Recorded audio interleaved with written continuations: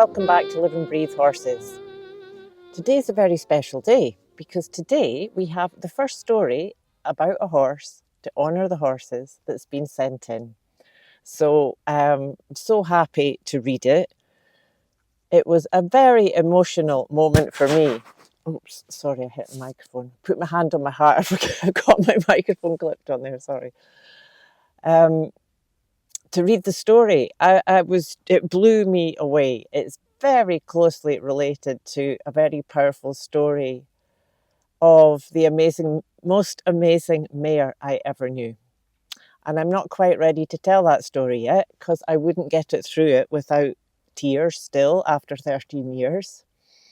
So I hope I get through your story, Terri. Anyway, thank you to Terri Crowley for sending it in. There's an equestrian barn in northern Illinois, USA, the home of 24 therapy horses and ponies of all different breeds, sizes, and ages. I've enjoyed spending time with many of them over the past 3.5 years. Each one of these horses has a story and unique healing qualities and have had tremendous impact on the lives of so many children and adults, as well as their families. There are many stories that will follow this one. I simply want to introduce you to Winona. As we walked the aisles, Kristen stopped and wanted to introduce me to this magnificent horse. Here she is. Her name is Winona. Winona was a leopard Appaloosa, about 5 hands high. She was about 16 years old. She was standing in the rear of her stall, and as I arrived at the door, she turned her head and just stared at us. I was completely in awe of her appearance and her energy. Winona had the wild in her eyes, and her physique was unlike any of the other horses in the barn. Her neck was very large and muscular. Her face was intense, with the unique markings of a leopard Appaloosa. I turned to Kristen and said, Winona looks like she came off the plains of the Wild West. She's a horse that needs to run. She had the spirit of the wild in her, full of nature, this one. There you go, Terri, you've now got a Scottish accent. That's why I started there, because when I started reading you saying it, I thought, now you have a Scottish accent. Anyway, I wanted to meet her one day after her acclimatation into the barn. Kristen said, we will see. They have to test her and see what her capabilities are, and then she will let me know. Several months, I would continue my weekly work with Annie. One day, Sue asked me if I wanted to take Winona into the arena. I said, yes, I would love to. After the words left my mouth, I thought, well, I think I do, silently wondering if she may be too much horse for me. After months of working with Annie, who was a very steady and senior horse, Winona was a completely different horse. Sue would halter Winona and guide her into the arena. She handed me the lead rope, and I took a few deep breaths and stood for a minute as I was awestruck by Winona and her essence. Her eyes were magnificent deep brown and beautiful long eyelashes. I gently pet her on the neck and could feel the raw power of her. She was much more contained than I anticipated. I began to walk slowly with her across the arena. She stayed right next to me. I was feeling the chills of a spiritual connection with her. I took a few more deep breaths as the true power of her energy was coursing through me like a steady current, and I needed to stay grounded. We went around once, and as we began the second rotation, I said quietly to her, you are such a magnificent and beautiful horse. You come from a lineage of the great ancient horses.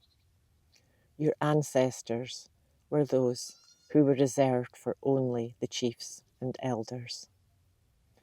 Winona bowed her head and exhaled loudly. And she turned her sights to me. Our eyes connected, and so did our hearts. She knew I could see her whole essence, and she could see me. Winona revealed her displeasure of being there. Some horses just rarely adapt to the confines of barn life. I turned to Sue and said, Winona needs to be out on open lands where she can run. This horse is unlike the other horses here. She has the call of the wild in her. Sue agreed and explained that Winona would set off many of the other horses there. It was her powerful, natural essence that triggered the other horses, as she had much of the wild land and all that raw energy emanating from her. Eventually, Winona was able to be in a herd with Pebbles, a 16-year-old bay quarter horse. Pebbles is a strong-willed bay quarter horse, and yet willing to defer to Winona's alpha wild energy. They would get along well and graze in the outdoor corral together. Winona was very slow adapting to life at the barn. The trainers continued to work with her to find a way to integrate her into the very busy schedule. Winona would require a lot of training, and they kept her in the advanced rider category. They were very careful, as she was not a horse for everyone, and they wanted to ensure the safety of all.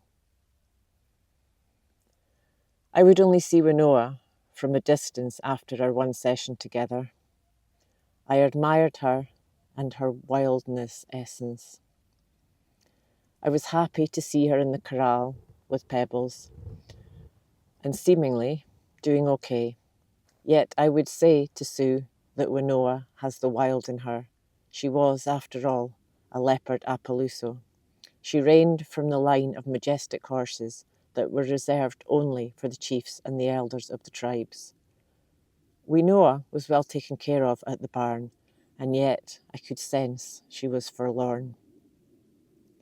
Some months later, it was a Saturday, we received news of the passing of a dear friend of ours, Carrie. He lost his battle with stomach cancer. Carrie was a veteran from the Vietnam era.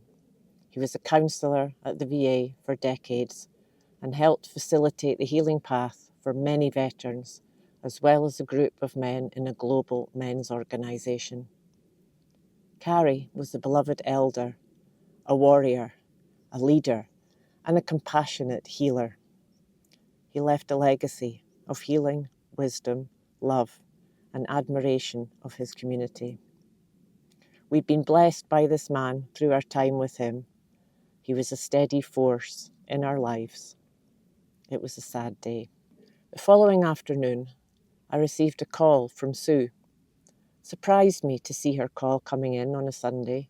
After all, I was going to see her the next day.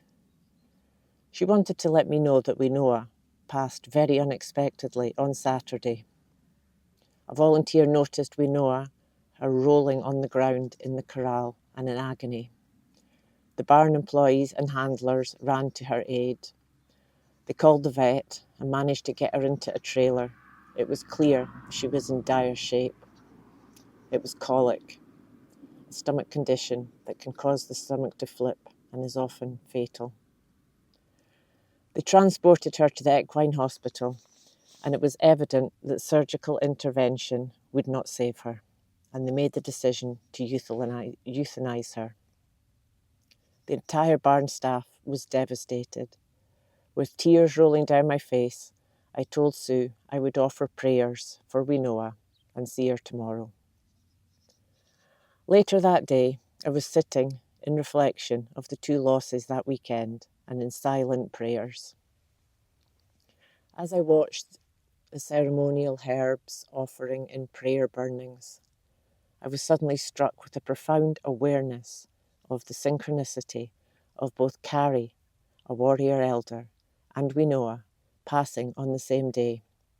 I had chills running through my body as I recalled a documentary I'd watched. In the Lakota tradition, when someone passes, there is a horse that passes at the same time to guide them into the afterlife. They ride together into the divine realm. Winona was the ancestry of horses that were reserved for the elders, chiefs and warriors of the tribe. Carrie was an elder, a warrior and a teacher. It made complete sense. Given Carrie did not have a horse in life, it was only fitting that Winona, the perfect horse to be assigned to Carrie and ride into the heavens together. The tears were streaming, and the sacred nature of it all left me breathless. I was given a vision of the two together, and a sudden peace and understanding overcame me. I could not wait to get to the barn the next day. I arrived at the barn the next day, and there was somberness and heavy energy in the air. I saw Tess and expressed my condolences. She looked at the ground as I could see the tears coming in her eyes and said, "Thank you, this was a tough one." I wanted to share the story with her, and it was not the time. Sue came out to greet me, and I could see the sadness in her eyes as well. I looked at her and said, "I've got a story to tell you about Winona." I carefully explained all the synchronicity of the passing of Winona and Carrie on the same day. It was a sacred contract, so to speak. Winona died of stomach colic, and Carrie died of stomach cancer. It was only fitting that Winona would go and escort Carrie, an elder and warrior, on his journey home. Sue looked at me and understood it immediately. She had a group that night that had done some groundwork with Winona, and she'd been struggling with how to tell them. As she assimilated the story and the spiritual nature of her passing along with Carrie, she could explain the whole story. It would soften the blow in many respects, as it was a higher purpose for Winona. This was her contract to accompany the elder. She would share the story with the group, and they all understood it. We can bless Winona and Carrie on their journey home together with grateful hearts and all the healing they gave to this world. Now we will work with Pebbles going forward and with her grief, and work to find her a place within another herd at the barn. Oh dear, I thought I wasn't going to get through that without a tear. The crazy thing, my beautiful Bondad I spoke about at the beginning, her story will come. Oh, I've done it again, look, hand on the heart on the microphone, I must put it somewhere else. And I always said, she died on 12/2/12, 12th February 2012. And Whitney Houston died the same night. And I always said, Bondad died to carry Whitney Houston. She was the most amazing, amazing mare. Also died of colic, like Winona. And I always said that Whitney was such an amazing being, with such a voice of an angel. Well, we all know Whitney Houston. That my Bondad was going to carry her. And I had no idea till I read your story, Terri, that it's the Lakota tradition. How amazing is that? Anyway, I'm going to leave it there. I'm going to have a little cry. Let that emotion move, has to move, has to move. It's not bad or good, it just has to move. Energy and motion. And thank you so much for joining me today for a story and a legend. And thank you, Terri, for handing it in. And I hope many more of you will contribute your stories. How to do so in the description underneath this video. See you next time.